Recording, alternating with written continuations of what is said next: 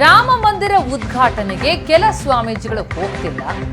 ರಾಮ ಮಂದಿರಕ್ಕೆ ಜನವರಿ 22ರಂದೇ ಹೋಗಬೇಕು ಅಂತೇನೂ ಇಲ್ಲ ಅಂತ ಬಿಜೆಪಿ ವಿರುದ್ಧ ಸಚಿವ ದಿನೇಶ್ ಗುಂಡೂರಾವ್ ಆಕ್ರೋಶ ವ್ಯಕ್ತಪಡಿಸಿದ್ದಾರೆ. ರಾಮ ಮಂದಿರಕ್ಕೆ ಹೋಗೋಕೆ ಯಾರ ಅನುಮತಿ ಬೇಕಿಲ್ಲ, ರಾಜಕೀಯ ಲಾಭಕ್ಕಾಗಿ ರಾಮ ಮಂದಿರ ಬಳಕೆಯಾಗ್ತಾ ಇದೆ ಅಂತ ಮಂಗಳೂರಿನಲ್ಲಿ ದಿನೇಶ್ ಗುಂಡೂರಾವ್ ಪ್ರತಿಕ್ರಿಯಿಸಿದ್ದಾರೆ.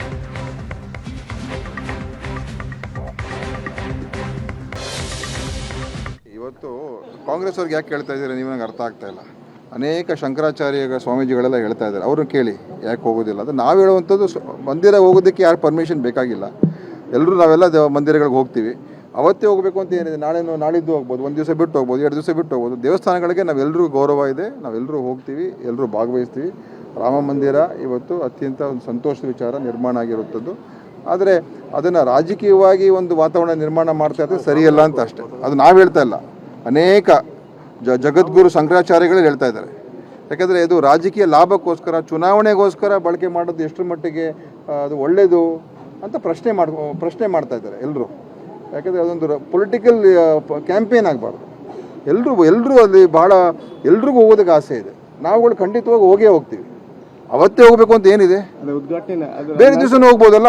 ನೀವು ಹೋಗ್ತೀರಿ ಇಲ್ಲ ನೋಡಿ, ದೇವಸ್ಥಾನಗಳು ಇರುವಂಥದ್ದು ಏನಕ್ಕೆ, ಯಾರಿಗೆ ನಂಬಿಕೆ ಭಕ್ತಿ ಇರ್ತದೆ ಅವ್ರು ದೇವಸ್ಥಾನಕ್ಕೆ ಹೋಗ್ತಾರೆ. ಅದು ಅವರವರ ಸ್ವ ಇಚ್ಛೆ.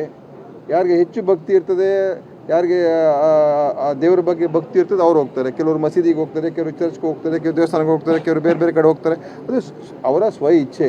ಅದಕ್ಕೆ ಯಾರಿಗೆ ಒತ್ತಾಯ ಮಾಡೋದು ಸರಿಯಲ್ಲ. ಆದರೆ ಯಾರಾದ್ರು ಹೋದರೆ ಪ್ರಶಂಸೆ ನೀಡಬೇಕಾಗಿಲ್ಲ, ಹೋಗದೆ ಹೋದರೆ ಟೀಕೆ ಮಾಡೋದು ಬೇಕಾಗಿಲ್ಲ.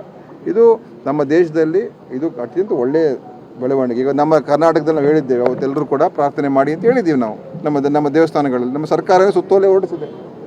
ಸೊ ಗೌರವ ಎಲ್ರಿಗೂ ಇದೆ. ರಾಜಕಾರಣ ಅದಕ್ಕೆ ಬೆರೆಸಬಾರ್ದು ಅಷ್ಟೆ, ರಾಜಕೀಯವಾಗಿ ದುರ್ಬಳಕೆ ಮಾಡ್ಕೋಬಾರ್ದು. ಅದು ಒಳ್ಳೆಯದಲ್ಲ ಅಂತಲೇ ನಾವು ಹೇಳ್ತಾ ಇರ್ತಕ್ಕಂಥ. ಇವತ್ತು ಕಾಂಗ್ರೆಸ್ ಅವ್ರಿಗೆ ಯಾಕೆ